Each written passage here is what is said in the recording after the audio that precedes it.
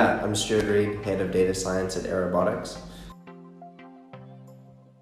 We are looking for data scientists across junior, mid-level data scientists and senior level data scientists.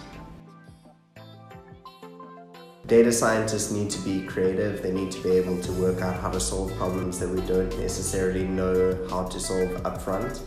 So we're looking for creative individuals who also know how to code and how to work with machine learning models and how to wrangle data. Aerobotics is one of the most exciting machine learning companies in South Africa today.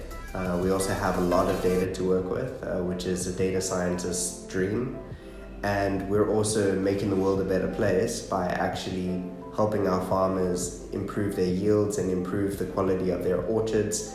So it really ticks all of the boxes that a data scientist should be looking for. It's technically challenging, it's interesting, and it's meaningful work.